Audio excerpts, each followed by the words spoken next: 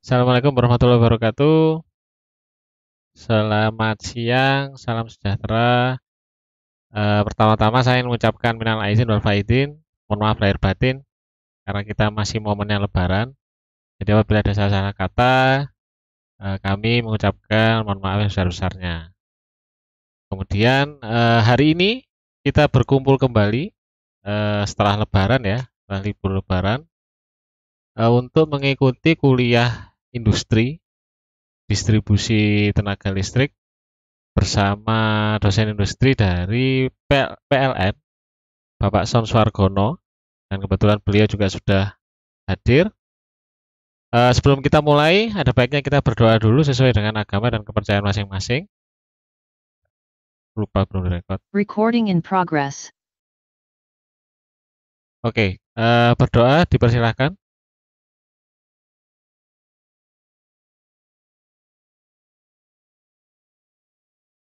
Ya, berdoa selesai.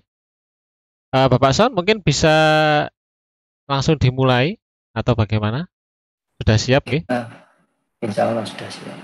Oke, sebentar saya share dulu. Oke, silakan Bapak Son Swargono untuk mulai kuliah industrinya.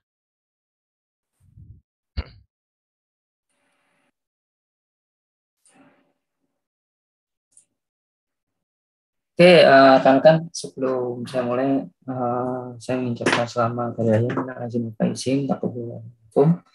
Mohon maaf lahir batin. Semoga bagi yang kemarin menjalankan puasa, ibadahnya dapat diterima oleh Allah Subhanahu wa Ta'ala dan dapatkan rahmat. Amin. Hari ini saya akan menyambung materi yang 2 minggu yang lalu ya, terkait dengan saluran kabel, karena kemarin belum. Nah, jadi hari ini saya ingin menyampaikan sharing terkait SKTM dan gardu distribusi. Nanti pertemuan selanjutnya terkait dengan tegangan rendah. Kemudian pertemuan terakhir di minggu keempat nanti terkait dengan operasi dan proteksi. Baik, hari ini ada 2, yaitu pertama SKTM. Sebentar. Baik, pertimbangan penggunaan SKTM itu yang pertama adalah kepadatan beban ya, atau kepadatan pelanggan. Jadi ruang untuk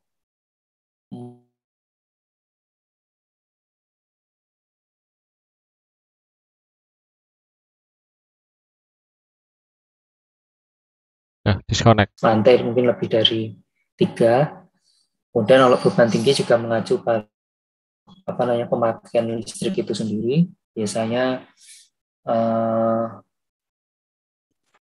di kawasan industri ya, di kawasan industri itu beban sangat tinggi, jadi butuh keandalan.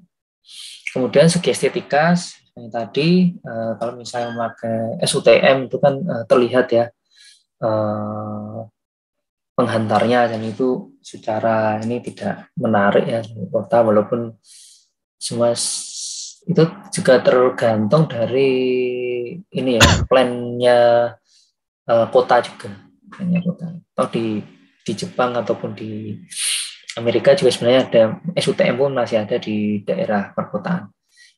Di inti di pusat kotanya memang sudah ada.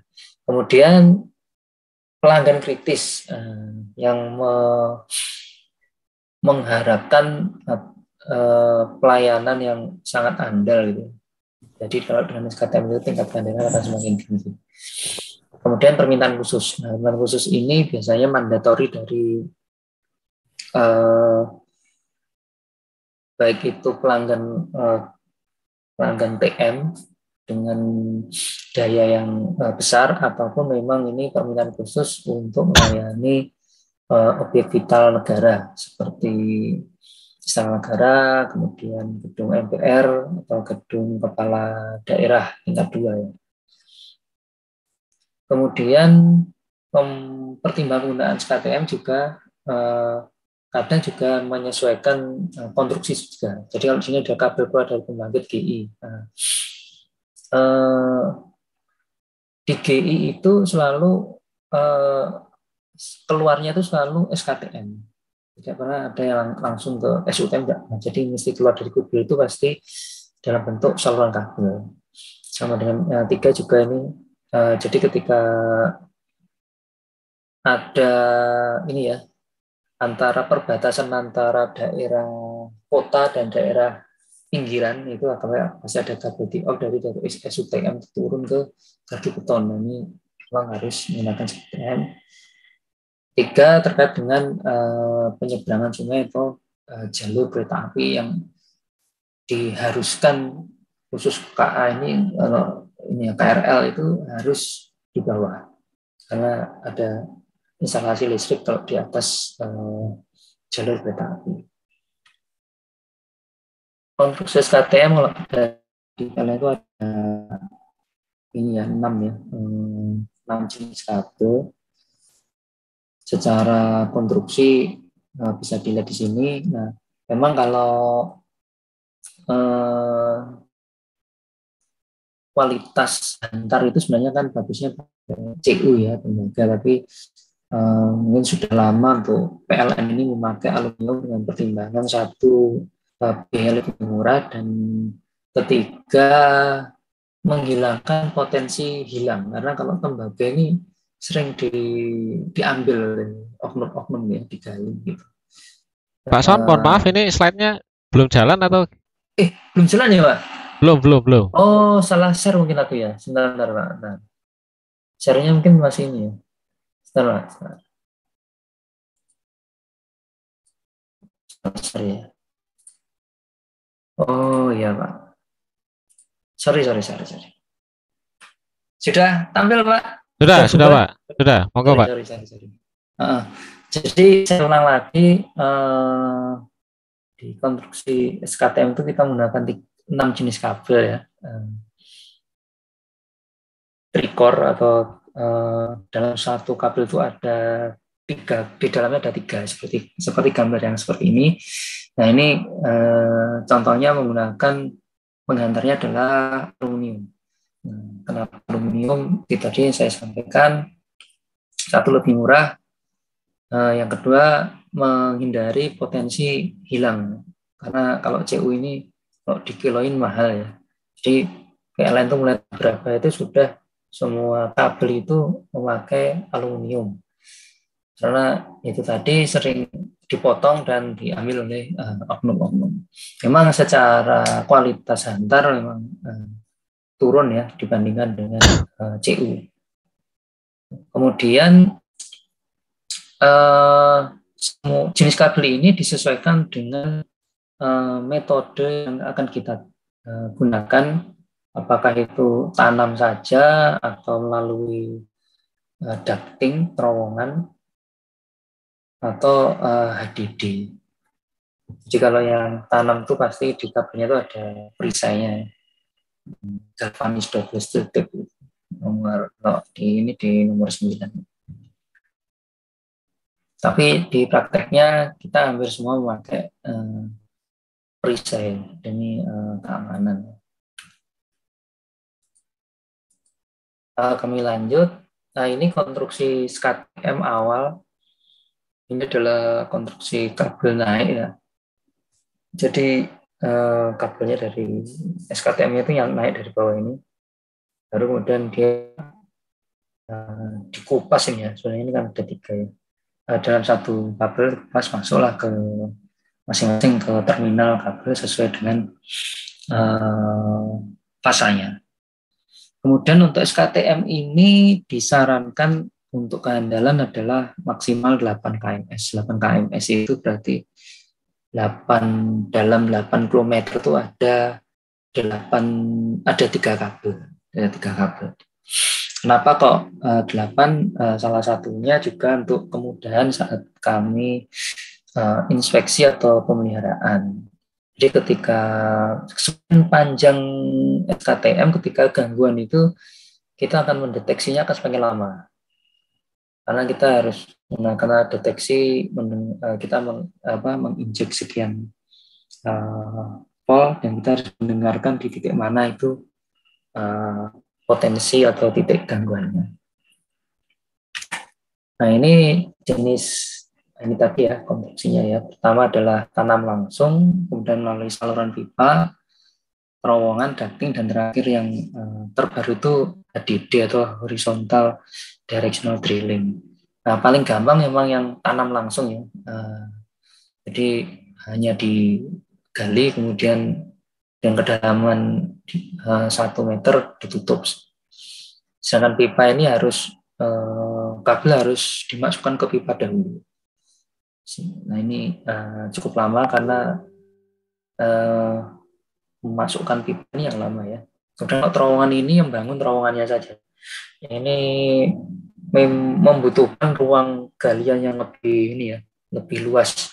Kalau tanam langsung tadi kan ya sesuai yang dibutuhkan, mau nanam 2 atau 3 kira-kira segini. Terus kalau pipa ini agak besar lagi, dan paling besar mungkin di terowongan karena harus space-nya ini dirancang bisa menampung sekian banyak kabel. Khususnya ini biasanya dilakukan di dekat DGI ya, karena keluar dari DGI itu penyulang atau feeder itu bisa puluhan kabel yang keluar. Nah, itu harus dibuatkan ducting sehingga meminimalisir kabel itu saling bertumpuk langsung, sehingga nanti panasnya ini, kalau pengalaman kami itu akhirnya kabelnya ini memuai ya, melembung gitu, dan itu jadi potensi gangguan. Yang terakhir HDD, ini yang paling terbaru ya, ini sangat mahal sekali, dan ini memang untuk case khusus saja biasanya kita gunakan kalau di crossing jalan tol atau crossing kereta api. Ini bisa kedalaman bisa sampai lebih dari 10 meter. Jadi tidak perlu menggali ini, dia melalui bor. Nah, ini untuk konstruksi yang saya sampaikan tadi. Kalau tanam langsung itu sekitar 800 meter ke bawahnya itu sekitar 800 meter, 100 cm. Nah, ini jadi dia hanya ditanam saja ya teman-teman, kemudian diuruk atau dilap ini dengan pasir seperti itu. Nah, kalau yang aspal ini lebih dalam lagi karena untuk meminimalisir tekanan dari kendaraan. Nah, ini untuk yang terowongan ya, yang ducting tadi biasanya akan kita buat tray ya, tray per kabel. Jadi ini sangat memudahkan ketika ada gangguan ya, kita bisa melihat secara visual langsung. Tapi kalau tanam itu kita harus memakai alat deteksi. Nah, yang terakhir terkait HDD tadi. Nah, HDD ini seperti ini konsepnya. Jadi bor itu akan masuk ke tanah, di mana di bornya itu sudah ada sensor ya. Dia akan mengidentifikasi objek-objek yang harus dihindari. Kemudian dia akan sampai kembali ke permukaan, dan dia akan kembali ke dalam dengan menarik kabel. Nah, ini memang lebih mudah, namun ini sangat teknologi yang sangat mahal ya. Dan izinnya pun ini juga susah karena dikhawatirkan kan bisa berdampak pada misalnya bangunan ya. Misalnya di daerah kota Jakarta itu ini kebanyakan pakai HDD karena sudah tidak memungkinkan lagi memakai terowongan udah full. Jadi HDD dan HDD pun ini juga ya harus izin ya, karena banyak kalau mall atau apa itu kan basementnya itu sudah sangat bawah sekali. Kemudian juga pemakaian air tanah di Jakarta dan sekitarnya itu sangat tinggi, jadi jangan sampai mengganggu instalasi yang lain. Kemudian fungsi material pendukung SKTM Ini tadi untuk konstruksi tadi ya, batu bata untuk menyekat antar kabel, kemudian batu peringatan ini untuk dipasang di ini ya. Dia akan terlihat di atas tanah, jadi kita akan misalnya teman-teman masih tahu kabel PLN berarti itu ada jalur PLN. Kemudian untuk label kabel ini biasanya disematkan di kabelnya itu sendiri. Jadi ketika dalam satu jalur itu ada sekian kabel, kemudian ada gangguan ya. Ketika menggali kita akan tahu ini kabel yang gangguan. Jadi akan kan yang kita akan fokus pada situ aja. Dan patok sambungan ini, jadi kalau SKTM itu dia akan disambung per yang terbaru itu 250 meter ya, 250 meter. Jadi per 250 meter itu akan ada sambungan. Nah, biasanya gangguan-gangguan SKTM itu dominan terjadi pada sambungan itu sendiri. Hampir tidak pernah terjadi selain di titik sambungan itu. Kecuali tadi ya, ketika bertumpuk terus dia memuai, nah itu misalnya pecah, nah itu memang terjadi di titik selain sambungan. Tapi dominan kalau di PLN selama ini paling dominan hampir 90% itu titik gangguan SKTM itu ada di titik penyambungannya. Jadi ketika kita sudah patok itu sambungan, kita lebih gampang atau lebih cepat dalam recovery gangguannya. Ini pasti urut tadi untuk sebagai bantalan kabel, dan terminal kabel itu yang untuk interface ya ke SUTM-nya dan interface ke kubikel. Ketika naik ke kubikel, maka dia harus dikelupas dan dimasukkan ke terminal kabel. Yang terakhir jointing kabel. Ini dapat dilihat ya kalau di gambar ini warna hitam ini ya. Nah, warna hitam ini. Nah, itu misalnya titik sambungnya, kita menggunakan metode heat shrink dan cold shrink. Model-model heat shrinknya seperti ini, nanti kalau sudah dipasang tinggal kan dibakar itu ya. Ini contoh implementasi di lapangan. Terus ini yang jembatan kabel tadi untuk penyeberangan ya. Jadi dia ketika crossing dengan sungai ada dua pilihan, yaitu menggunakan HDD atau menggunakan jembatan. Nah, karena menggunakan jembatan pemurah, mudah-mudahan PLN itu menggunakan jembatan. Nah, jembatan ini juga dirancang dengan kekuatan diproyeksikan berapa potensi kabel yang akan naik ke atas, dan juga ketinggiannya dipastikan tidak akan terkena ini di Bekasi atau di arah Jabodetabek kan sering banjir ya. Sampah-sampahnya kadang menggunung ya di sungainya itu, nah itu biasanya merusak jembatan. Nah, dipastikan tingginya itu bisa menghindari potensi-potensi gangguan.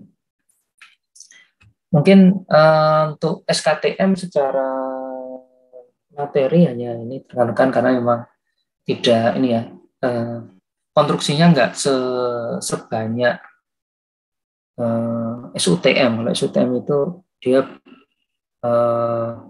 konstruksinya sangat banyak sekali, dia miring 30 derajat, 45 derajat, 60-90 itu sudah beda konstruksi. Kalau SKTM karena dia lebih fleksibel kabel, ya konstruksinya hanya di kabel naik dan kabel turun saja, serta tadi ya teknik pemasangan di bawah tanah saja. Nah, dari sini mungkin sebelum kita lanjutkan ke gardu distribusi, mungkin ada yang ditanyakan rekan-rekan sebelum kita lanjut. Silakan apabila ada yang ditanyakan.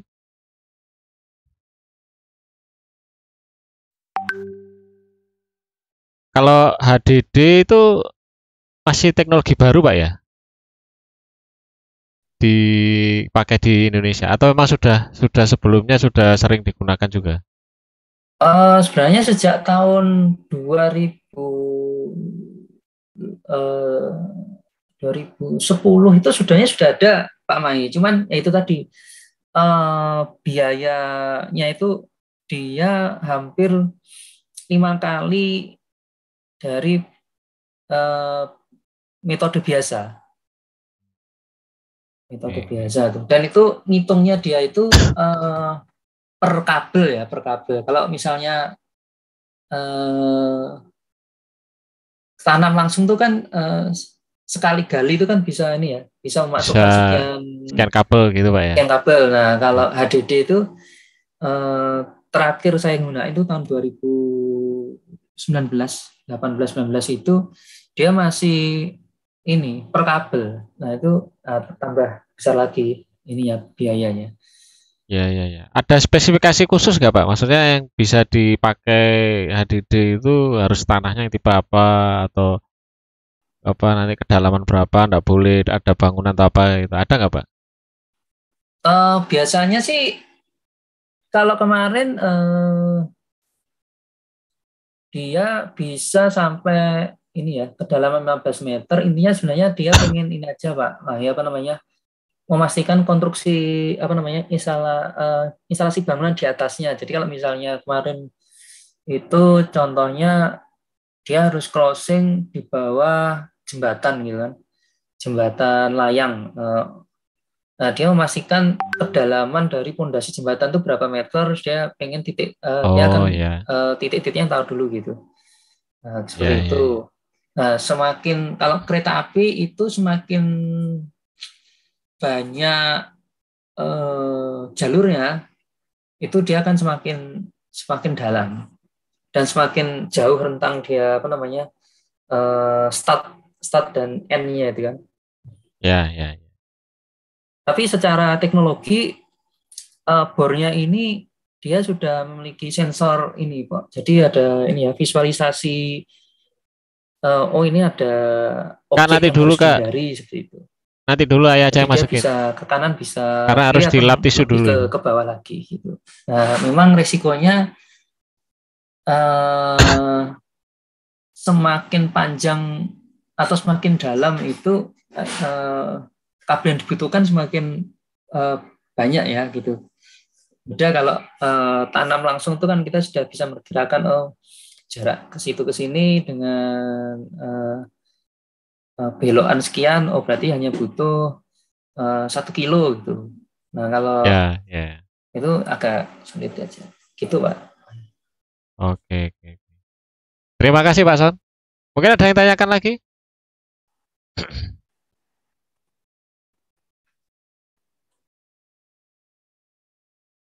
Tapi spesifikasi tadi itu di Puil ada Pak ya? Atau enggak ada? Equil. Apa sudah tercantum Uh, gitu? Maksudnya sudah apa? Kita tinggal baca gitu. Atau kan setahu saya kan Puil apa tahun 2000 ya Pak ya? hmm, mungkin yang paling baru ada Mbak ya. Ada Pak ya? Uh, tapi Oke. memang sangat jarak hampir yang gunain itu tuh kayaknya baru ini Pak. Apa setahu saya ya itu dominan Jakarta Pak. Jakarta Bekasi pun kemarin baru baru sekali ya, baru apa 10 kabel lah, baru 10 kabel. Itu pun dalam rangka kemarin Asian Games itu kan, mendukung Asian Games itu. Tapi kalau Jakarta itu sampai SKTT pun sudah HDD ya. Oh sudah DD Eh, ya? eh, tegangan tinggi sudah HDD. Ya, karena Oke. sudah tidak ada terowongannya sudah mungkin sudah full ya. Ya sudah full. Mestinya Surabaya sudah ya. Surabaya mungkin sudah Pak ya? Mungkin sudah Pak. Mungkin sudah ya? Karena metropolis kedua Indonesia ya Surabaya. Ya, hanya kita aja mungkin yang kurang tahu Pak ya. Mungkin ada lagi teman-teman yang ingin tanyakan?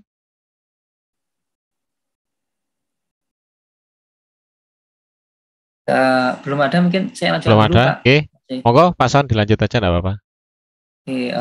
oke, saya lanjut tekan. Eh, Sekarang kita ke gardu distribusi ya, gardu distribusi.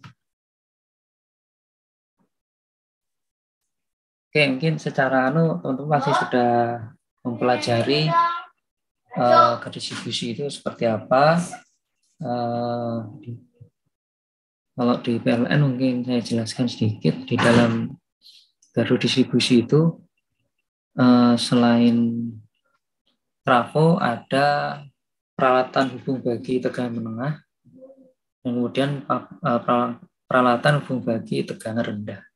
Minimal ada 3 ini ya. Kecuali itu adalah gardu hubung. Murni gardu hubung itu tidak ada trafo sama sekali. Jadi dia hanya ada PHBTM saja. PHBTR pun nggak ada. Jadi kalau ada trafo pasti ada PHBTR. Sedangkan kalau gardu hubung itu pasti untuk saat ini ya, untuk saat ini khususnya di Jawa itu sudah dilengkapi oleh peralatan yang support oleh ini ya, SCADA ya. Jadi peralatannya itu sudah motorized dan sudah ada RTU ya, remote terminal unit, jadi sudah komunikasinya lewat SCADA untuk pengoperasiannya.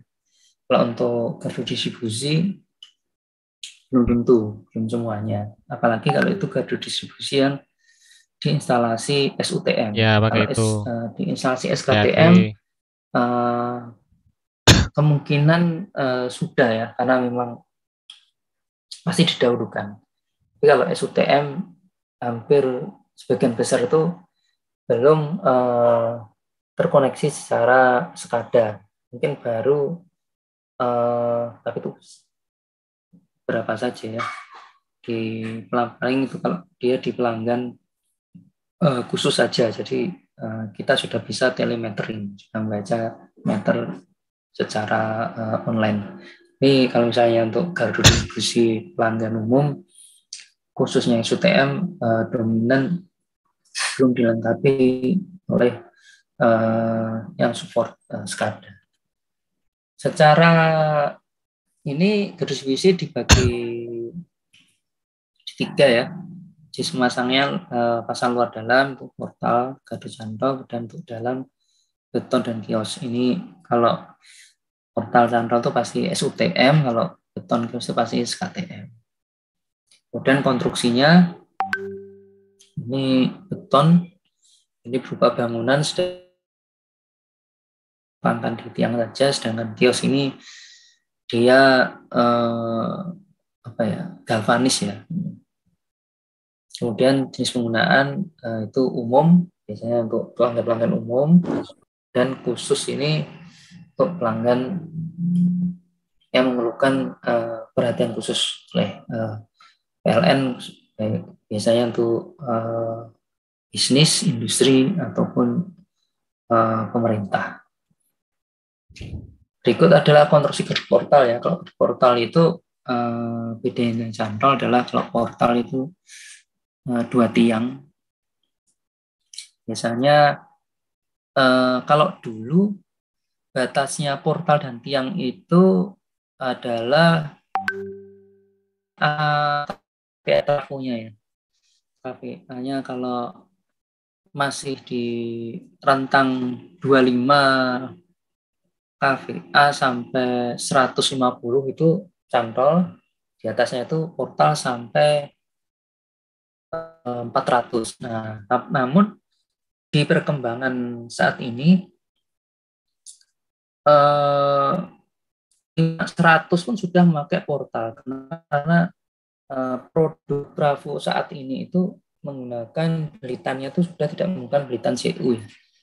Jadi menggunakan belitannya itu memakai aluminium, sehingga untuk memenuhi kualitas bisa kemampuannya itu sebanding dengan belitan yang CU, maka belitannya akan semakin tebal dan akhirnya volume trafo itu sendiri semakin besar, sehingga bobotnya pun sangat tidak memungkinkan untuk menggunakan cantol atau satu tiang. Ini untuk gardu portal ya, tadi dia hanya 1 tiang, kemudian satu lagi ya, Kalau Cantrol itu hanya 2 jurusan PHP PR-nya yang nomor 12 ini ya. Jadi kalau ini bisa sampai 4 jurusan. Kemudian gardu tembok. Gardu tembok ini rentangnya adalah 630 sampai paling besar 1000 ya. Saat ini itu 1000 pun hanya ada di DKI seingat saya. Belum tahu saya kalau di Surabaya ya. Kalau Bekasi, Bandung, Semarang itu paling gede masih 630. Nah, kalau di Jakarta sudah 1000 kVA.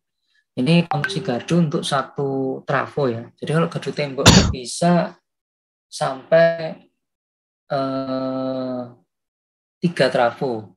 Itu pun disesuaikan dengan luas bangunannya. Nah, kalau untuk gardu tembok itu papan hubung TM-nya itu dalam bentuk sudah kubikel ya. Kubikel. Jadi luasnya itu menjadi lebih besar. Kalau yang tadi kan hanya kecil ya. Kemudian PTA-nya pun bisa sampai lebih dari 4. Nah, kalau dari single line diagram ini bisa dilihat minimal dalam satu gardu tembok, satu trafo ya, itu ada 3 kubikel, itu untuk incoming masuk, kemudian untuk keluar ke gardu selanjutnya, yang satu lagi untuk ke arah trafo, itu di TP ini. Dan kami lanjut, ini adalah konstruksi gardu hubung. Hubung bisa sampaikan tadi, dia tidak ada trafonya, tapi dia biasanya ada yang digabungkan dengan bukan satu bangunan ya, beda bangunan tapi nempel gitu ya, dengan gardu yang memiliki trafo. Nah, kalau gardu hubung itu yang atas ini saja ya, ini gardu hubung. Jadi dia hanya ada LBS atau PMT, load breaking switch, sama PMT-nya, pemutus tegangannya. Jadi ini adalah titik-titik manuver. Ini biasanya hanya pada sistem kelistrikan spindle ya.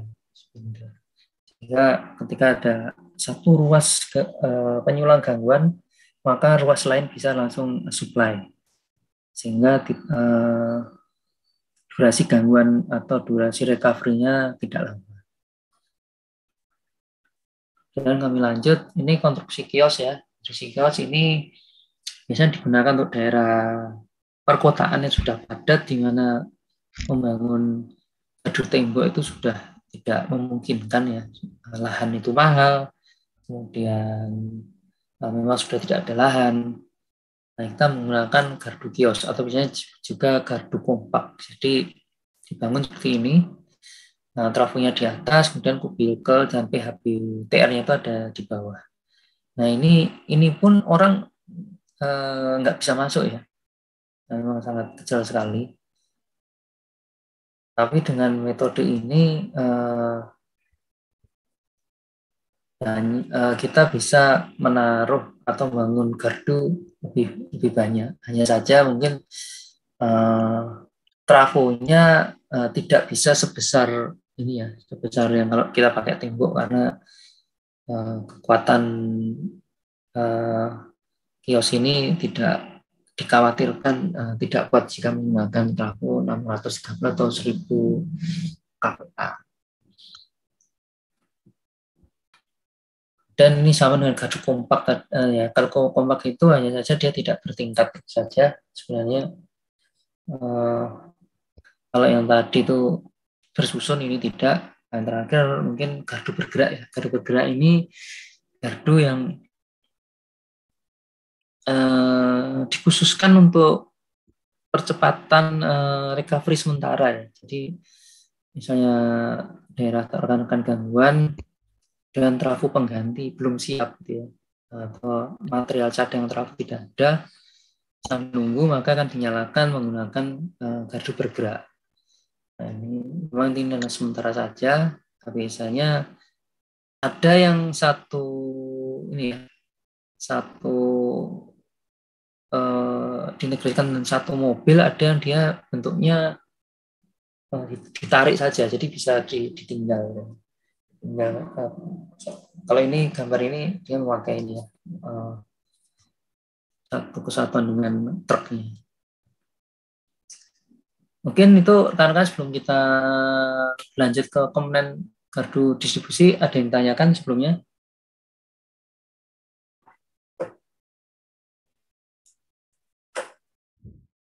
Kalau belum ada, kita lanjut dulu. Sesuai dengan ini ya standar PLN, kita menggunakan Mas Nawawi auto mungkin mau group. tanya itu. Iya, Oh, izin silakan, bertanya. silakan. Ya, silakan Mas. Ya tadi kan Pak San menjelaskan kalau di gardu kios itu bisa menjadi pengganti di gardu tembok. Tetapi kan tadi Pak San juga bilang kalau di gardu tembok bisa 600 sampai 1000. Nah, sedangkan di gardu kios kan kata Pak San tadi tidak sampai segitu. Nah, menanggulinya kayak kekurangannya gitu gimana Pak San?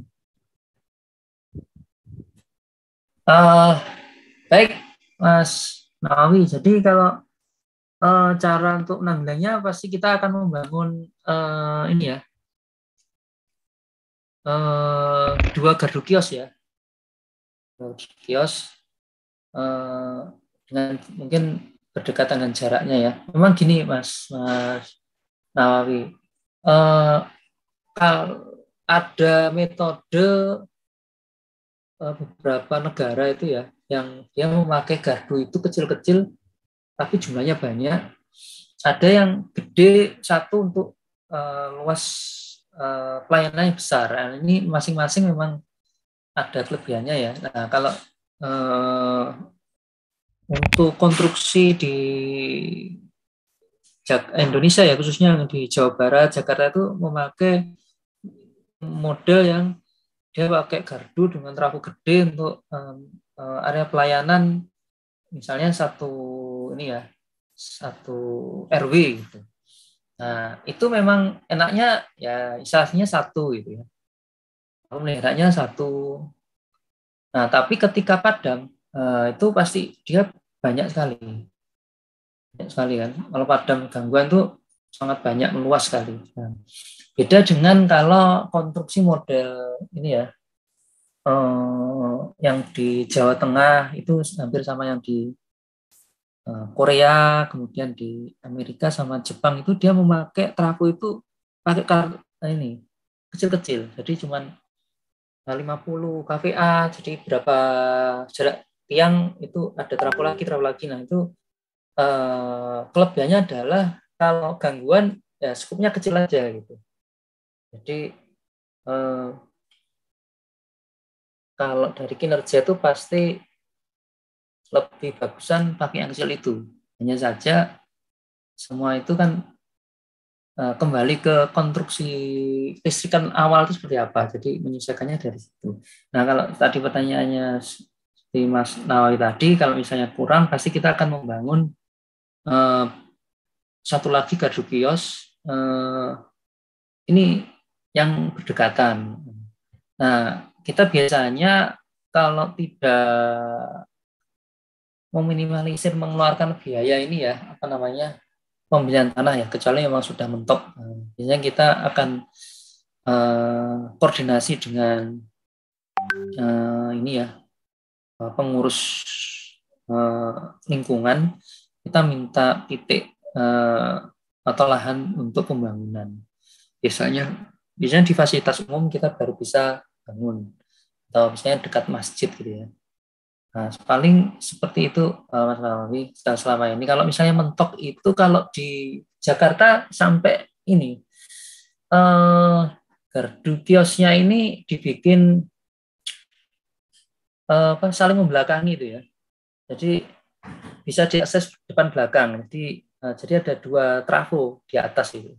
Tapi tentu saja kiosnya akan ini ya, akan lebih lebar lagi gitu, lebih lebar lagi, lebih memanjang ke ini ya, ke belakang ya.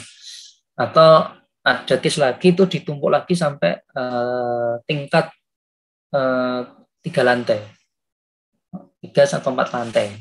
Tapi seperti itu kalau misalnya sudah di pemukiman yang tidak memungkinkan sama sekali. Demikian Mas Ahmad Nawawi. Ya, terima kasih Pak San. Kalau semisal satu gardu tembok kemudian digantikan dengan 2 gardu kios gitu, untuk biayanya lebih mahal yang mana ya Pak San kira-kira? Kalau lebih mahal pasti lebih mahal yang tembok Mas Ahmad. Tembok ini konstruksinya masih lebih mahal. Kios itu lebih murah. Kemudian juga apa ya? Kalau prakteknya sekarang itu gardu tembok di Jabodetabek ya, yang paling mendekati Jakarta itu sudah bertingkat juga Mas Ahmad. Jadi sudah ditingkat lagi dia.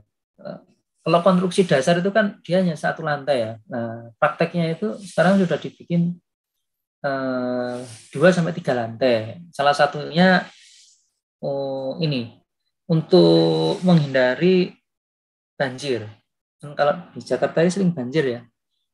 Nah, gardu-gardu ini akhirnya tuh dinaikkan semua karena kalau ketika banjir yang paling sering terkena itu adalah gardu kios dan gardu tembok. Kalau ini ya selama banjirnya nggak lebih dari sepinggang lah ya. Kalau sudah sampai kepala ya gardu central portal pun kena ini ya apa instalasi PHBTR-nya. Nah itu biasanya kan untuk sekarang di Jakarta itu sudah ditinggikan semua ini, apa namanya gardu-gardunya. Jadi kalau tadi Mas Ahmad Nawawi tanya, sebenarnya tetap mahal memakai gardu tembok karena kita sudah yang mahal itu tanahnya itu Mas Ahmad. Nah mungkin kalau di ini ya di kota yang lebih kecil mungkin lebih murah pakai portal, mungkin gitu Pak. Ya, terima kasih Pak San. Tapi kalau misal gardu kios untuk yang sampai bertingkat-tingkat gitu tetap ada aturan spesifikasinya ya Pak San, bukan karena kemudian butuh bertingkat kemudian dirancang tingkat tanpa aturan kayak di PUIL kayak sebagai gitu Pak San.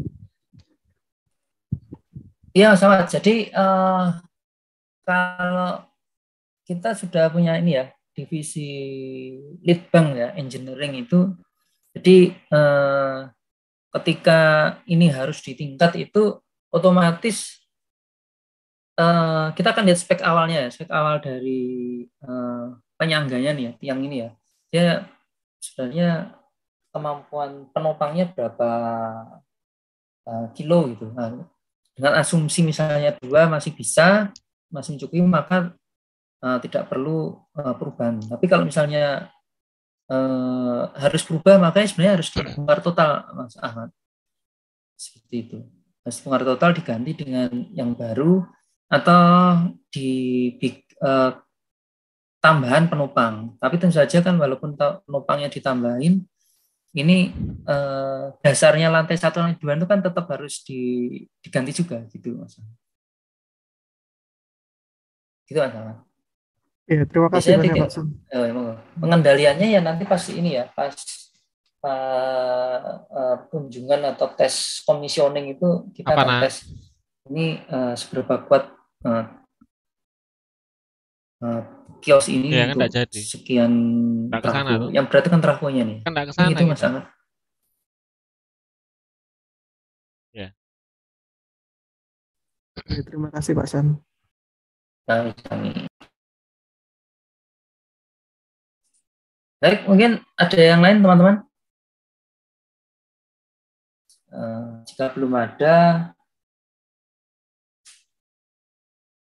mungkin kita lanjut dulu ya.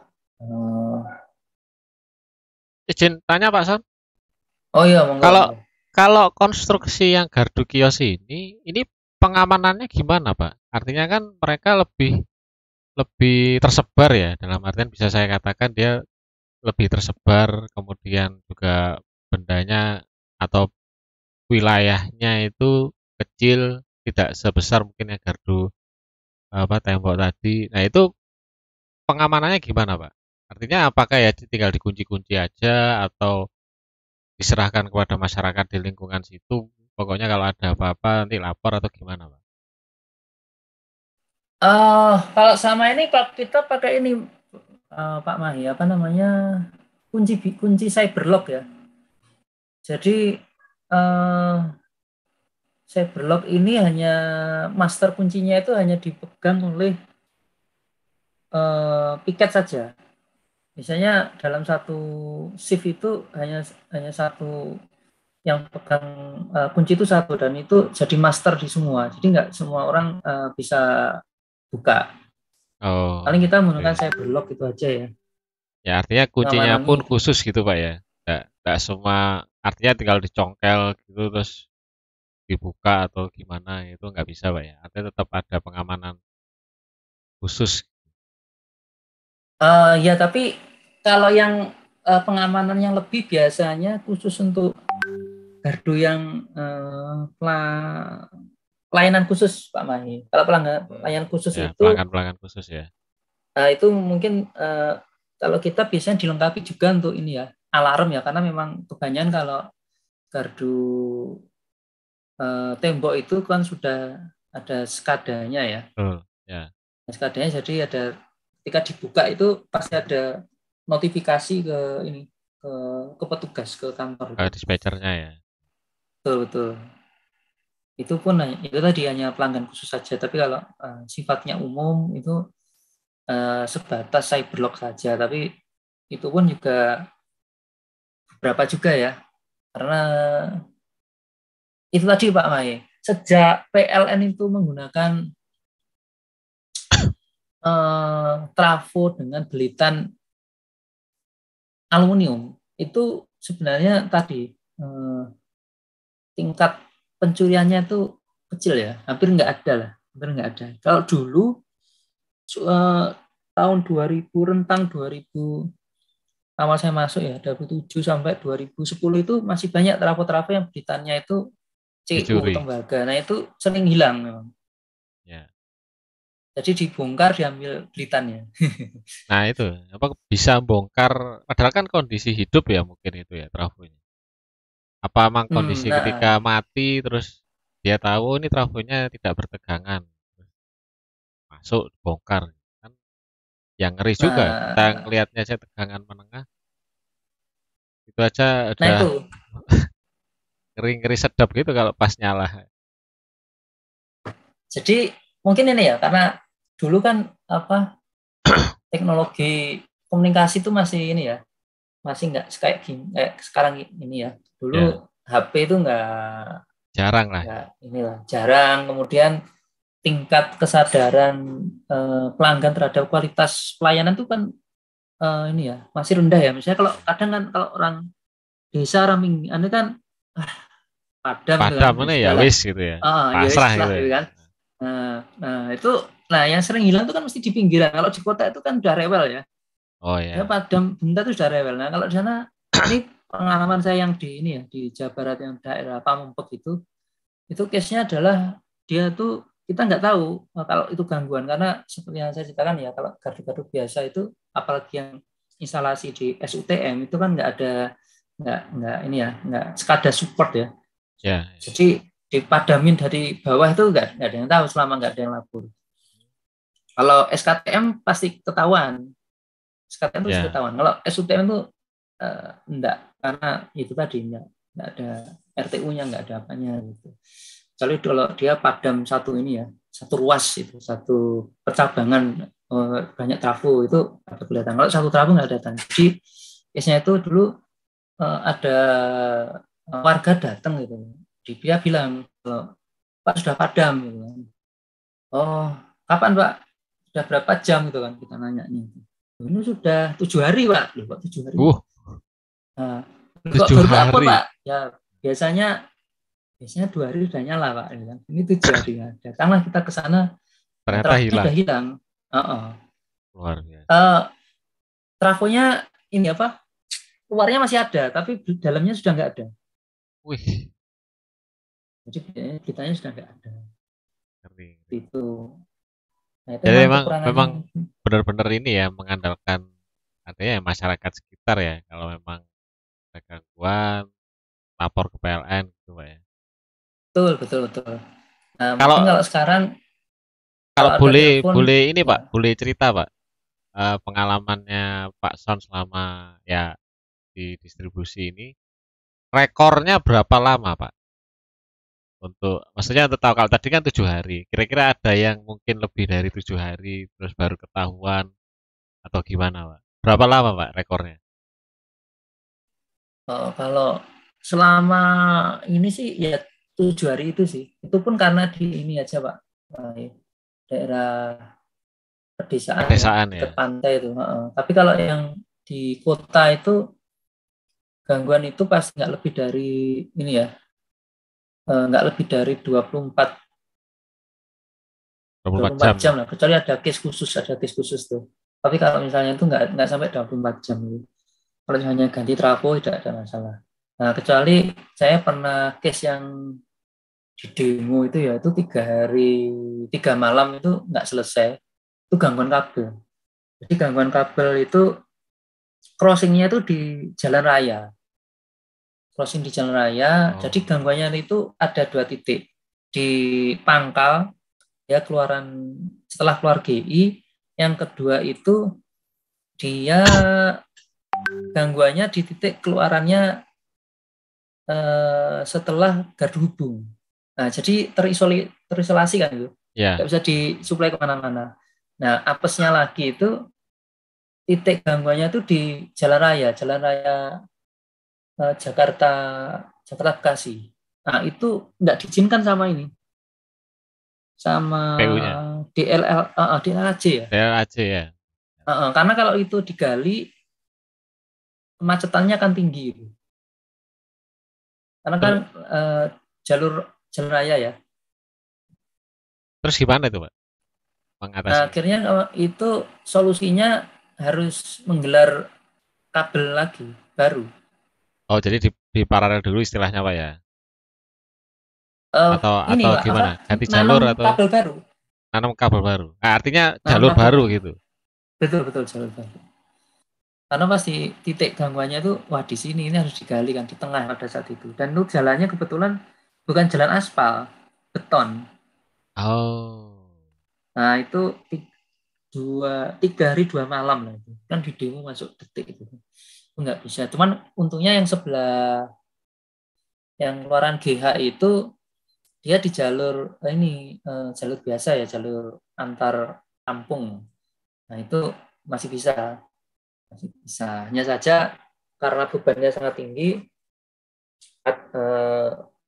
giliran gitu kan padamnya. Ya. Nah, seperti itu. Terus kalau trafo ini mungkin ini juga gangguan apa, kalau lama itu ada kendala non teknis juga ya. Kadang warga ini misalnya ada gardu yang di lahannya, misalnya ini ya, Pak Ainun punya rumah, depan rumahnya itu buat gardu gitu. Nah pas gangguan mau diganti itu nggak boleh, harus izin Pak Ainun gitu kan. Kan dikiranya tuh trafonya Pak Ainun punyanya sama Pak warga. Ainun. Jadi nah itu kadang warga itu nggak tahu. Nggak tahu ya Kadang kayak gitu. kita perbaikan itu dikiranya ada pekerjaan baru, dipalak lah gitu kan. Nah itu lama juga kayak gitu kan. Itu mungkin gitu Pak. Kalau setelah ini ya, setelah tahun 2012 ini ya sudah cepat ya, karena teman-teman tinggal ke Twitter itu kan udah panas ya putingnya itu kan. Nah, media sosial ya. Medianya media power sosial. of media sosial ini sangat kuat sekali. Power of media sosial. Oke, terima kasih Pak Son informasinya. Mungkin ada yang lain teman-teman, ada yang ditanyakan mungkin sebelum dilanjut. Oh iya, by the way ini ada Pak Aditya. Selamat datang Pak Aditya. Pak Aditya ini rekan saya Pak Son. Jadi dosen juga distribusi tenaga listrik. partner saya dalam mengajar. Untuk yang kemarin itu Pak Aditya belum sempat hadir karena lagi sakit Pak ya. Nggih, kena DB, Pak. Ngapunten. Alhamdulillah sudah Salam kenal, Pak Son. saya ada Oke, sembuh Pak Mas. Adit, salam kenal Pak Adit. Oke, monggo Pak Sod dilanjut. Ngapunten baru banget itu. Siap, siap. Oke, oke, kan saya lanjut. Oke, ini dasar juga ya, komponen utama distribusi yang saya sampaikan tadi. Tentu saja ada transformator. Vektor group ini ya karena sistem listrikan PLN seperti ini, maka vektor group di trafonya standarnya adalah seperti ini. Nah, kita lanjut saja. Kok hilang gambarnya? Nah, kita dua kubikel TM. Kubikel TM. Nah, di kubikel TM ini ada beberapa jenis ya. Ini kalau tadi bahasanya saya di depan tadi PHB TM ya, perangkat peralatan hubung bagi tegangan menengah. Nah, di sini kita ada macam-macam ya, ada disconnecting switch, kemudian load break switch dan circuit breaker, dan terakhir ini adalah LPS transformer protection.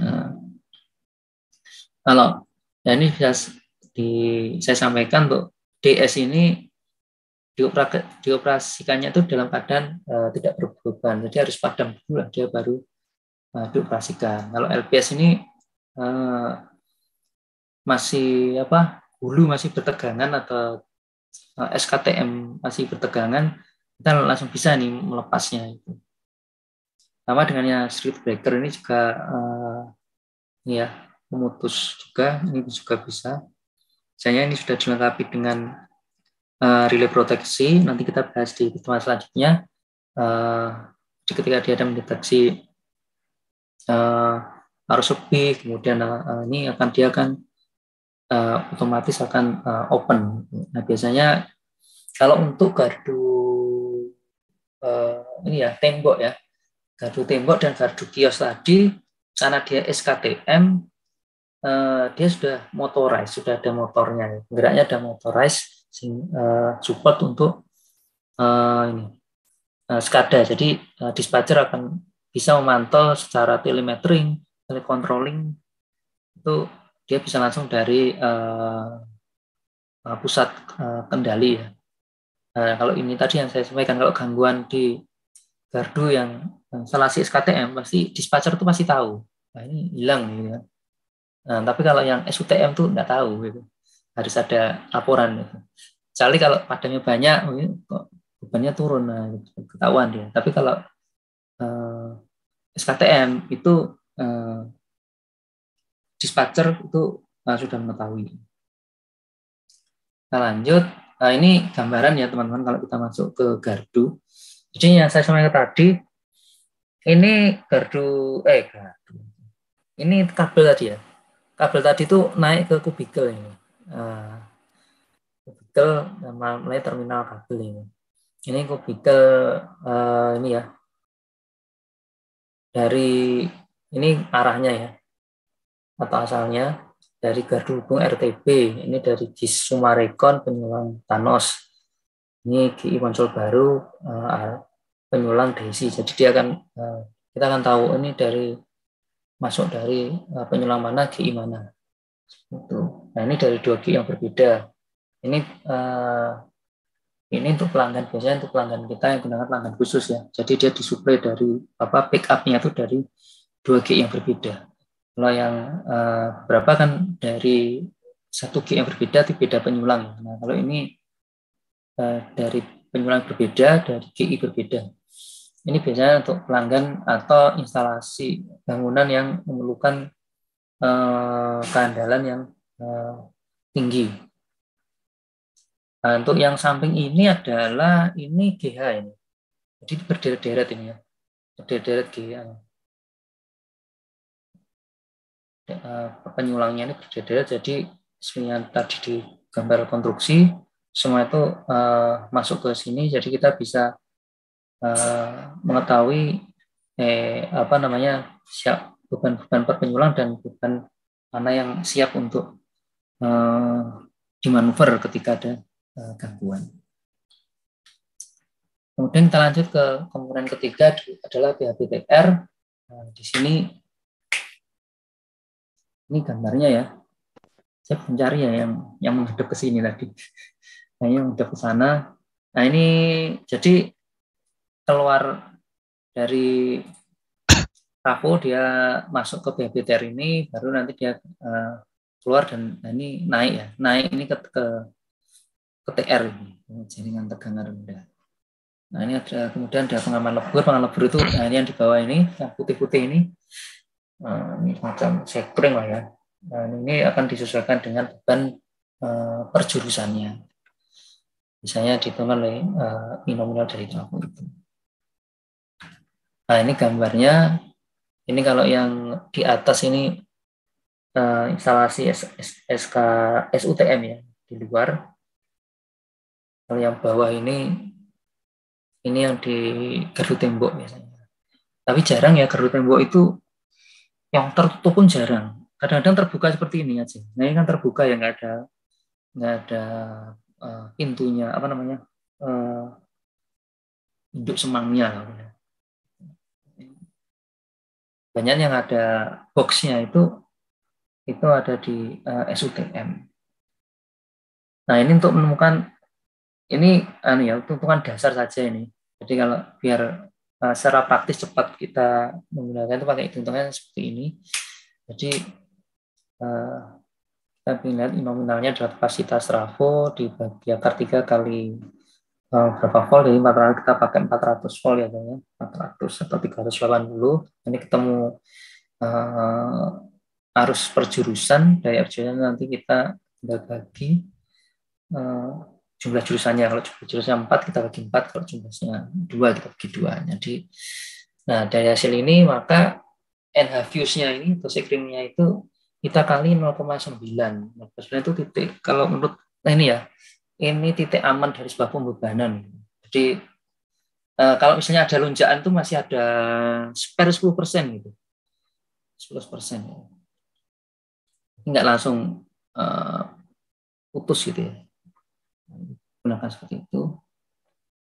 Kemudian komponen utama lainnya adalah peralatan pengukur, yaitu potential transformator dan current transformator. Ini sering kita gunakan selain pengukuran juga untuk proteksi ya. Jadi ini kebanyakan yang saya sampaikan tadi kita gunakan di gardu yang khusus ya, walaupun itu SUTM juga ada. Nah, jadi kita akan mengetahui beban yang dipakai oleh pelanggan kita berapa, kemudian juga mengamankan instalasi kita ketika ada gangguan di instalasi pelanggan. Tapi untuk instalasi SKTM kita sudah lengkap, karena dengan adanya ini kita bisa pasang CBOG, circuit breaker apa ya? Saya lupa ini kepanjangannya. Jadi dia semacam reclosernya SUTM tapi dia di SKTM. Jadi kita bisa melokalisir titik-titik gangguan ketika ada arus lebih atau ini ya, OC atau GF ya, ground fault atau overcurrent. Nah, akan terbaca di sini. Dan ini juga ini mendukung ini juga peralatan SCADA untuk telemetri. Kemudian selanjutnya adalah peralatan switching dan pengamanan CCTM. Nah, di sini ada fuse cutout dan lag arrestor. Ini fuse cutout ini ya mirip-mirip ini ya fungsinya tadi. Kalau yang di arah JTR tadi adalah NH fuse. Nah, kalau ini pengaman agar tidak tembus ke SUTM itu kita pakai FCU. Jadi ketika ada gangguan atau ini ya, kelainan pada trafo, dia tidak sampai tembus ke sisi proteksi SUTM, sehingga cukup di FCU-nya ini putus.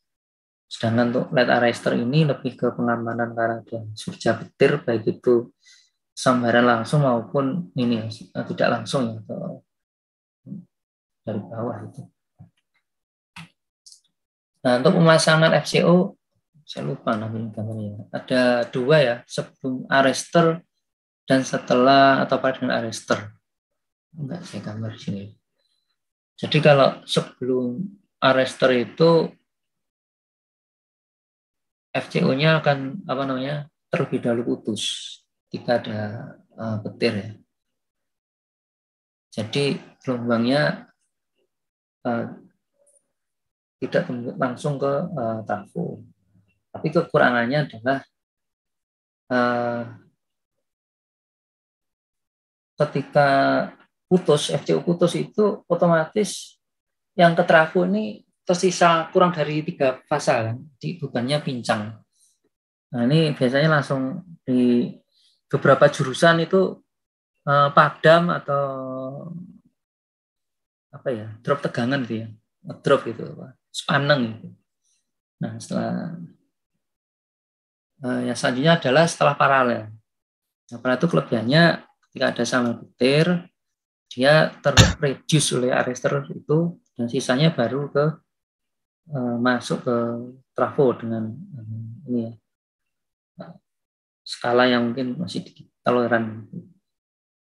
Hanya saja kekurangannya itu tentu saja kalau misalnya ketika kita melakukan inspeksi atau pemeliharaan secara visual kita tidak teliti, ternyata arrester itu rusak atau bocor, itu ya langsung ketika ada sambaran petir dia akan bablas memutus atau masuk ke trafo sehingga nanti belitannya itu bisa putus seperti itu.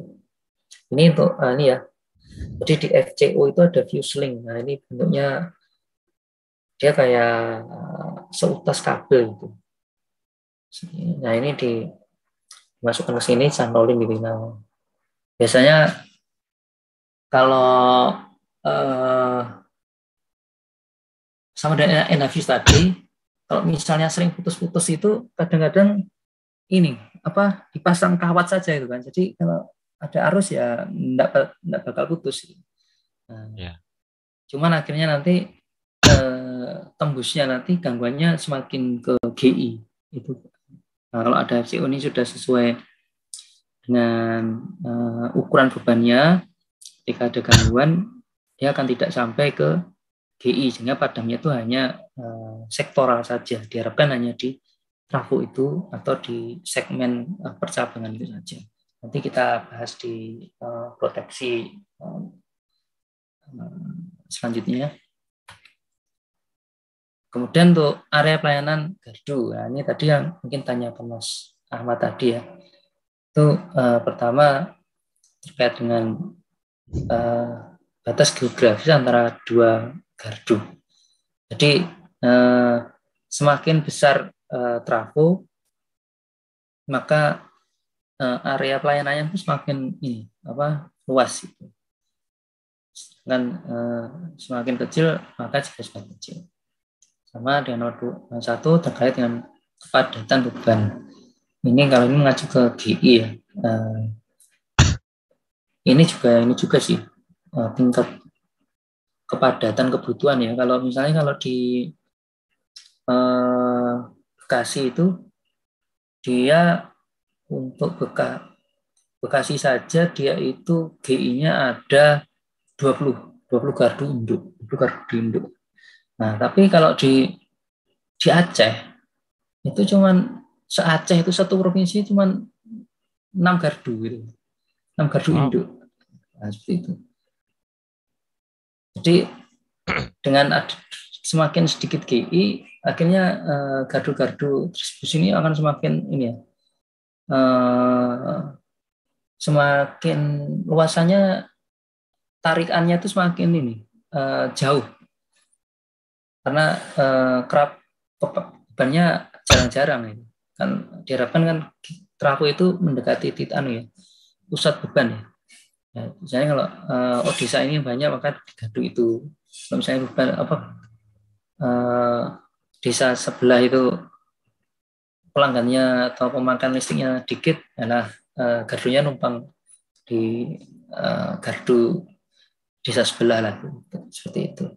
Kemudian ketiga terkait drop tegangan. Jadi semakin panjang GTR itu akan drop tegangannya semakin besar, dan bisa saja dampaknya juga jelek pada alat elektronika juga. Kalau di sisi PLN kerugiannya adalah susut. Salah satunya berdampak pada pembacaan meter yang tidak akurat itu. Jadi kayak LPB itu kalau dia di bawah 10% dari 220 itu kebanyakan sudah tidak bisa membaca, sudah tidak beroperasi. Biasanya sering padam lah. Kemudian keempat terakhir adalah besar penghantar. Semakin besar maka kan daya hantarnya bikin bagus. Mungkin itu rekan-rekan jika ditanyakan untuk hari ini terkait dengan SKTM dan gardu ya. Nanti untuk pertemuan ketiga kita akan bahas GTR atau jaringan sekunder, dan dilanjut ke operasi maupun terakhir mungkin proteksi jaringan tenaga listrik khususnya distribusi. Jika ada yang ingin ditanyakan, saya persilahkan. Silakan. Assalamualaikum Pak Son, ngapunten. Kalau boleh saya nanya. Ngapunten Pak, nggih.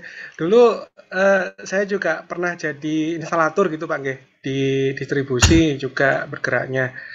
Yang saya agak ini tadi Bapak menjelaskan tentang pemasangan arrestor dan FCO, Pak. Itu kira-kira yang standar itu sebenarnya arrestor sebelum FCO apa arrestor setelah FCO? Apa itu opsional gitu, boleh dipilih gitu? Ngapunten Pak, ini pertanyaan pribadi aja sih sebenarnya. Saya dulu kok kalau masang biasanya arrestornya duluan gitu. Tapi kalau setelah gitu boleh Pak? Maksudnya boleh, opsional gitu? Boleh Pak.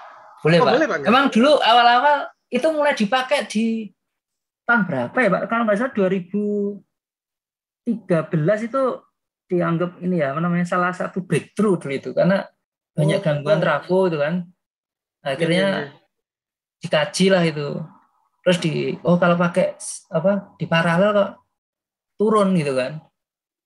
Secara teori tadi meminimalisir gangguan ini ya, sambarannya ya. Sambaran petir ya. Gelombang petirnya itu Pak. Nah, akhirnya dipraktekannya itu dulu Pak Adit. Itu pun dulu kalau saya malah nggak bisa masangnya malah double, karena kok turunnya nggak signifikan ya gitu kan. Ada beberapa yang nggak signifikan, itu di titik berapa itu dipasang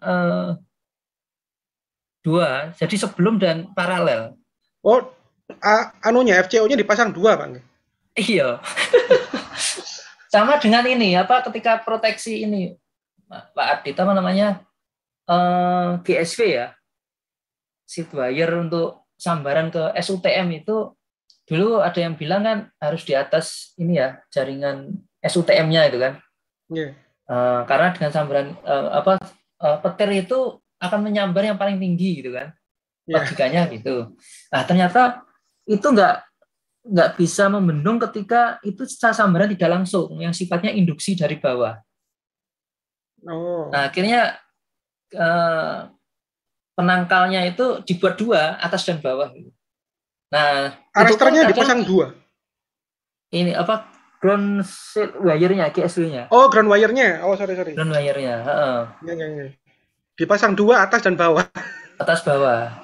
Itu pun dikembangkan lagi. Gitu. Jadi di atas tuh dipakai dua gitu. Karena kalau pakai dua kan sudut sambarannya semakin sempit ya. Nah, gitu ya.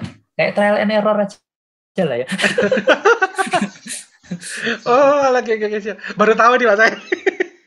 Saya kira saya lihat kan Pak di bukunya itu loh Pak, bukunya PLN yang kriteria buku 1 itu Pak Nggih. Itu masih Nggih, dipakai Pak Nggih? Ya. masih.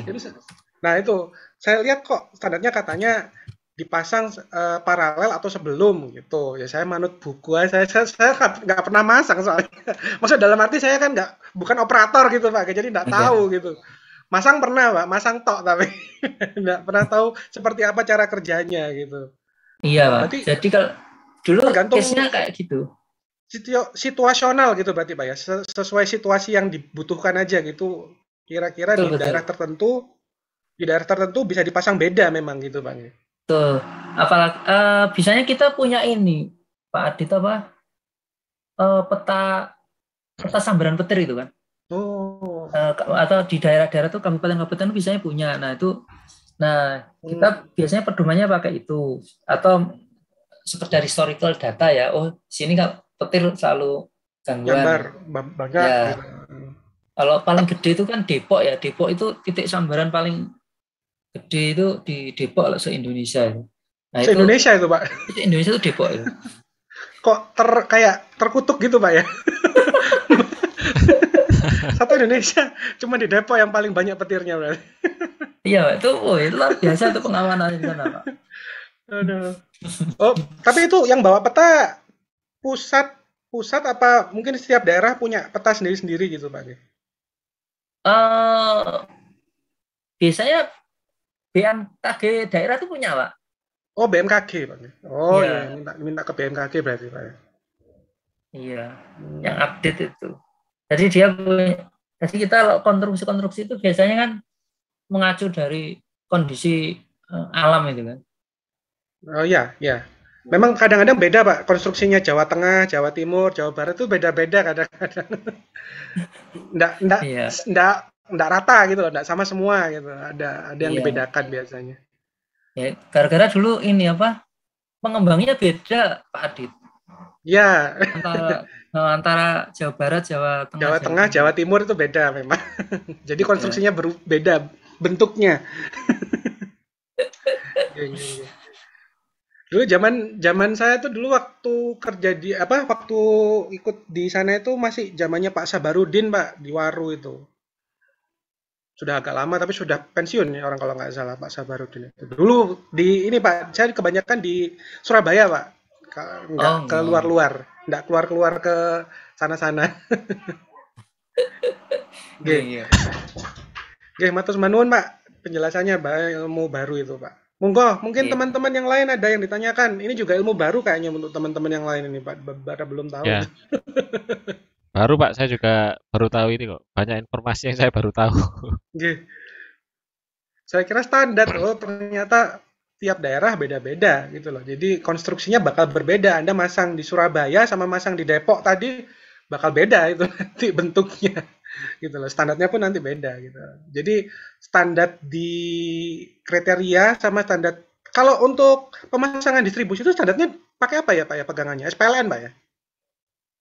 Betul Pak, kita pakai SPLN. Cuman ya itu tadi SPLN itu juga mengakomodir 3 tipe ini ya. 3 tipe konstruksi ya. 3 tipe instalasi gitu. Jadi kalau di Jawa Barat itu kan 3 kabel ya untuk distribusi. Kalau Jawa Tengah itu 4 kabel. Jadi 4 kabel beda lagi 4 kabel. Jadi karena itu kalau di Jawa Tengah itu trafonya dia rata-rata kecil-kecil ya. Kalau di Jawa Barat, Jawa Timur itu dia pentanannya di GI. Jadi yang keluar dari GI itu cuma 3 kabel gitu. Nah, kalau Jawa Tengah itu 4. Nah, itu pun pentanannya Jawa Barat sama Jawa Timur itu beda juga. Beda, nilainya juga beda. Nilainya juga beda. Ya. Jadi setting proteksi di Jawa Barat tuh nggak bisa diimplementasikan di Jawa Timur. Ada yang 0, ada yang 100 gitu Pak. Ada yang high resistance juga ada gitu. Betul. Gitu. Itu ada alasannya nggak sih Pak? Kok bisa beda-beda semua? Ini aja Pak, dulu yang mengembangkan beda. Jadi mungkin pas saya agak lupa juga ya. Kalau yang Jawa Tengah itu Amerika atau apa itu konsultannya itu. Saya lupa ya kan. Ada yang dari Amerika, Prancis, Jepang, sama satunya lagi tuh Belanda apa gitu ya, lupa saya. Anunya Ya, Pak, jadi hibahnya ya Pak ya. Anunya, utangannya beda. Yang utangi beda Pak. Jadi pengembangnya beda-beda. pengembangnya beda-beda. Karena Eh, pengembangannya tuh pas zamannya ini ya, Soekarno Soeharto itu. Iya, betul. Saya juga agak lupa itu. Iya, iya, iya, iya. Jawa Tengah, Jawa Timur, Jawa Barat itu beda-beda. Beda-beda. Makanya bentuk transmisinya, distribusi juga beda-beda antara Jawa Tengah, Jawa Timur, Jawa Barat. Kalau Anda teman-teman mungkin pernah apa namanya? Mudik gitu ya. Mudik dari Jawa Timur ke Jawa Barat gitu, pasti nanti kalau ngelihat ke jalan itu pasti beda-beda itu nanti bentuk-bentuknya. Iya memang, Tuh. Pak. Biasanya kalau apa namanya mudik itu kalau kabelnya udah 4 udah sampai Jawa Tengah nih kan gitu. Jawa Tengah. Ya, kalau orang listrik gitu, Pak. Oh, kabel 4 ini. Oh, udah Jawa Tengah ini. Lihat dari Iya, instalasinya ya. iya. Iya. Kelihatan. Ngelihat keluar gitu kelihatan. Kalau saya mudik itu ke Bandung, Pak. Jadi, Oh Ya, gitu Pak. ya kan dari Jawa Timur ke Jawa Barat, Pak. Jadi tahu lewat itu. Teman-teman yang lain Tuh. gimana? Ada yang ditanyakan? Biasanya kalau nggak nanya itu kalau mereka memang nggak tahu apa yang ditanyakan atau memang nggak tahu atau sama memang sekali nggak tahu sama sekali. apa yang mau ditanya. Nah, silakan ditanya mumpung ada Pak Son di sini gitu loh. Banyak ilmu yang tidak bisa Anda dapatkan di kampus ini. Ayo silakan. Udah tahu tak apa tadi yang dibahas? Kadang-kadang teman-teman itu nggak bisa bedakan Pak. Kalau gardu itu mana gardu transmisi, mana gardu distribusi. Taunya ya gardu Indo aja gitu. Oh, kalau gardu induk tuh transmisi kan? Biasanya Pak nggih. Biasanya ya. Enggak, gardu induk tuh pasti Oh, pasti transmisi. masih wilayahnya Oh, pasti transmisi transmisi ya. Pak nggih. Pasti transmisi. Oh, Hmm. gitu. Pasti Kalau transmisi. distribusi itu yang kecil-kecil kayak gardu kios beton kayak gitu Pak nggih.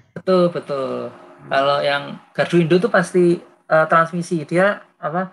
Step down dari 150 atau 70 ke 20. 20. Ya.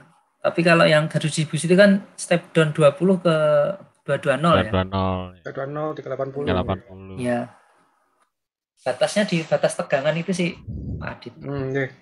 Ya nanti diteskan Pak ini teman-teman ini. Ya. Macam-macam gardu distribusi. Monggo kan nanti Pak Son juga bisa bikin soal UAS juga. Mungkin ikut Nggih. berpartisipasi atau bahkan semua soalnya nanti Pak Son yang bikin juga nggak apa-apa kita, Pak. Nggak apa-apa Kuncinya bisa kita, saya Pak. bawa Pak. Iya. Nanti dengan jawabannya dikirim ke Pak Adit atau ke saya gitu. Nggih. Iya Pak, ini anak.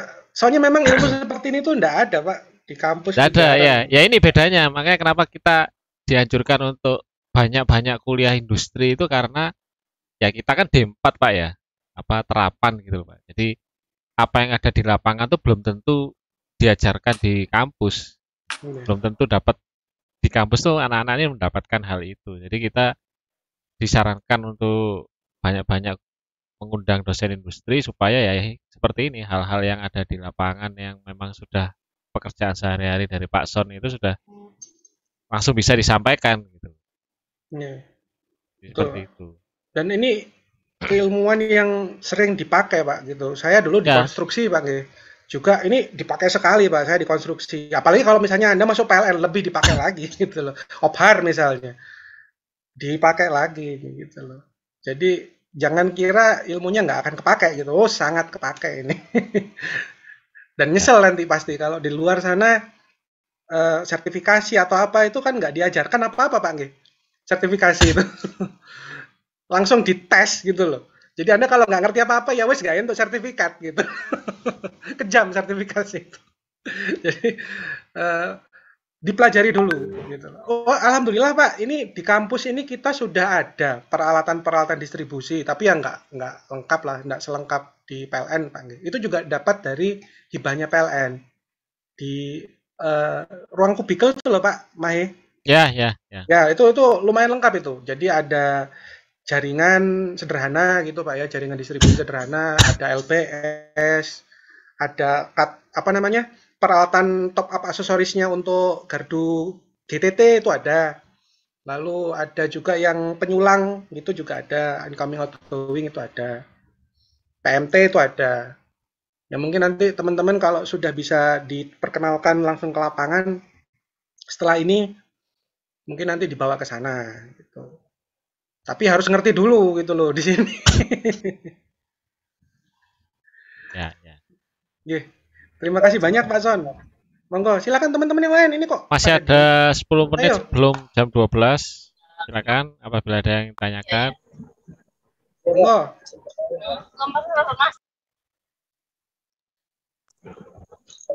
Ada yang bertanya? Siapa? Ya, ini Mas Adriansah. Mas Suaranya kurang keras, Mas. Mic-nya coba didekatkan. Mikrofonnya coba didekatkan. Ini sambil di jalan ini, Mas Adriansah ini. Iya, Baru pulang mudik. iya baru pulang, Pak. Ya, silakan. Apa yang ingin ditanyakan?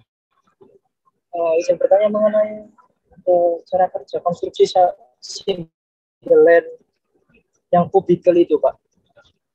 Yang ada output sama input going-nya gitu, Pak. Oh, apa? Maksudnya penjelasan single line diagramnya. Iya, bingung. Ada 3 di kubikelnya. Input sama output single land-nya. Cara kerjanya gimana maksudnya? Anda ini lagi nyetir atau enggak? Atau Enggak, Pak. oh, saya pikir Anda lagi nyetir. Mungkin itu aja, udah, itu aja. Atau ada yang ingin tanyakan lain? Iya, Pak. Sudah, Pak. Oke. Terima kasih. Pak Son mungkin jelas atau pertanyaannya masih kurang jelas? Apakah sudah jelas? Jelas, Mas. Menjelaskan single line yang tadi Mas Putra ya. Iya, Pak Son. Bisa dilihat ya. Jadi out ini rekan-rekan, ini tegangan masuknya ya. Jadi sederhananya tuh gini, penyulang itu masuk ke kubikel sini, Mas. Kemudian dia akan keluar lagi ke sini. Tapi di busbar ini ya, ini istilahnya busbar ya. Ini bertegangan ya. Ini dia ketiga ini ke trafo. Ini ke trafo. Nah, ini hanya ada di gardu ini ya, tembok ya. Jadi ada 3 kubikel, in dan out ya, ingoing dan outgoing. Jadi fungsinya apa? Misalnya nih, ada pemeliharaan trafo gitu kan. Jadi yang dikeluarkan ini saja gitu kan. Nah, jadi gardu setelah gardu ini, misalnya gardu A ya, gardu B itu tidak padam karena dia masih dapat suplai dari outgoing ini. Ini dari gardu sebelumnya dari GI lah masuk sini kan gitu. Atau misalnya ada gangguan gitu ya. Ada gangguan dari trafo sehingga ini harus di open ya, dikeluarin. Nah, jadi sehingga gardu sebelumnya tidak akan ada pemadaman. Atau mungkin sebaliknya ketika ada titik gangguannya adalah di gardu sebelumnya, gardu B tadi. Nah, jadi ini dikeluarin kan. Nah, ini tetap nyala dia. Seperti itu. Atau gangguannya sebelumnya ada gangguan, maka dia dapat disuplai dari belakang. Nah, ini fungsinya seperti itu. Kenapa ada 3? Nah, kalau di SUTM itu nggak ada LBS-nya dia. Jadi kalau gangguan sesudahnya itu cara mengoperasikannya manual sekali ya. Nah, tapi kalau pakai kubikel ini ketika dia sudah dilengkapi oleh ini ya, open peralatannya sudah motores, maka dia sudah SCADA gitu kan. Jadi tidak perlu datang ke lokasi. Kalau SUTM itu karena dia nggak punya LBS, orang harus datang dulu ke sana. Dan terkadang, bentar ya, kita lihat konstruksinya yang ini bisa melihat. Nah, seperti inilah ya. Nah, kalau portal atau ini SUTM, dia ketika ada gangguan di gardu sebelumnya, kita harus membuka manual itu kan. Nah, ini lama sekali ini pasti. Ini bisa satu urat aja bisa ini lebih dari 15 menit ya. 15 menit itu di lokasi, belum perjalanannya. Nah, nyambungnya pun akan lama lagi. Nah, karena nyambung lama, mutus lama, biasanya ya dibiarin aja gitu kan. Ya sudah padam aja sebelah sana gitu kan. Paling dilokalisir kalau sudah ada, di sini ada LBS, tiang LBS. Nah, tapi kalau yang tadi, yang gardu tembok, nah, yang ini dia bisa dioperasikan di titik itu sendiri. Nah, ini lebih gampang, sehingga recovery-nya akan lebih cepat ya, atau tidak mengganggu gardu sebelumnya. Tapi kalau yang tadi portal cantol ini ya, otomatis kita harus melepas seperti ini ya. Ini kelihatan ya cantol kan. Titik satu ini harus dilepas ya. Nanti kalau mau nyambung, tegangan ini harus padam dulu gitu kan, karena harus tidak bertegangan. Karena ini ya manual, sama dengan ini ya, titik-titik sini seperti ini mutusnya akan kalau pengen cepet ya dipadamin dulu baru disambung. Kalau nggak mau padam harus pakai PDKB. PDKB itu lebih lama lagi karena dia mengutamakan ini ya, keselamatan ya. Jadi dia bekerja dalam keadaan bertegangan, tapi akan lama sekali. Seperti yang sebelumnya itu. Nah, seperti ini. Ini jumper ini. Diharapkan ketika ada pekerjaan di sini atau gangguan itu, ruas-ruas yang selanjutnya itu tidak padam. Nah, ini tapi lama sekali ini. Seperti itu, Mas Putra. Mungkin ada yang belum jelas, silakan. Iya Pak, untuk perbaikannya itu apa tidak ada backupan lagi ya Pak? Apa langsung dibiarkan padam seperti itu? Apa langsung ada backupan biar tidak terjadi pemadaman gitu? Kalau jaringan tegangan rendah itu sifatnya radial ya, Mas Adriansa ya. Jadi ketika gangguannya itu di sisi JTR atau trafo ya pasti padam. Solusinya yang saya ceritakan tadi, ketika gangguannya ada di trafo, maka yang dikirim itu pasti untuk sementara, kalau misalnya materialnya ada, pasti akan diganti dengan trafo baru. Dalam penggantian itu pasti padam itu.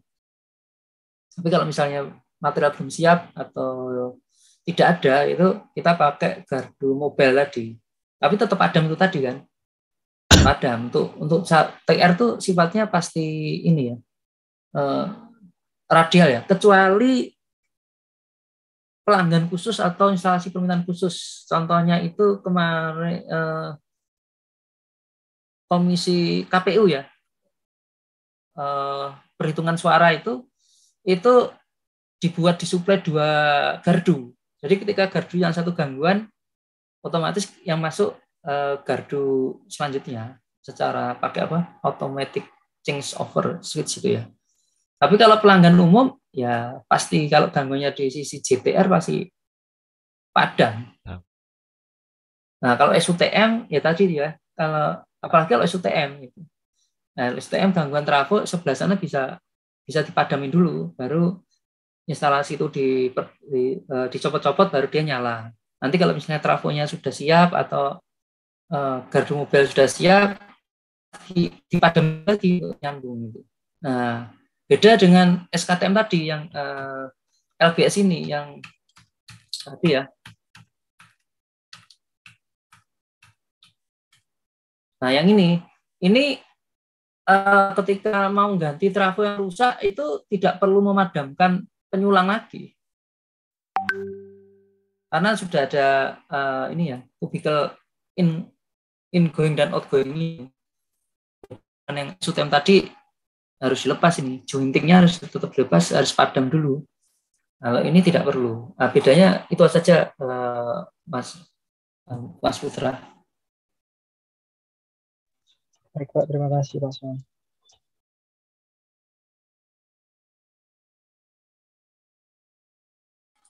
Ada yang lain? Mungkin ada yang lain yang mau ditanyakan.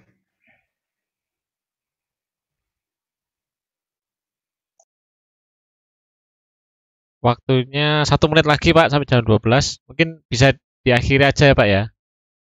Karena waktu sudah mendekati jam 12.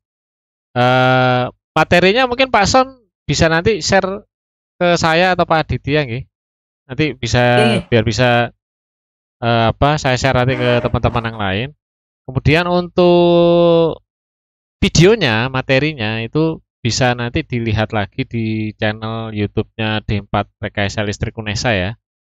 Jadi kalau misalnya teman-teman masih mau belajar lagi, mau membahas lagi terkait dengan apa yang sudah disampaikan hari ini dan minggu lalu, itu bisa dilihat di nanti channelnya D4 Rekayasa Listrik UNESA. Yang 2 minggu lalu ya. Yang 2 minggu lalu yang pertama itu memang belum saya upload karena masih ya libur Lebaran ini. Nanti habis ini saya upload, kemudian teman-teman bisa akses YouTube-nya, bisa dilihat di channel tersebut. Mungkin segitu saja Gih, Pak Son, Pak Aditya, dan rekan-rekan yang lain. Jadi terima kasih kepada Bapak Son sudah mengisi kuliah industri hari ini, kuliah industri yang kedua ya untuk mata kuliah distribusi tenaga listrik. Pak Aditya, apakah ada tambahan? Mboten, saya manut Pak. Oke. Terima kasih banyak Pak Son atas informasi-informasi yang diberikan ke teman-teman ini, ke kami juga. Oke. Terima kasih Pak Aditya. Jadi sekian untuk perkuliahan industri ya, distribusi tenaga listrik hari ini. Kita ketemu lagi di kesempatan berikutnya. Apabila ada kesalahan, kami mohon maaf. Wassalamualaikum warahmatullahi wabarakatuh. Waalaikumsalam. Waalaikumsalam. Waalaikumsalam.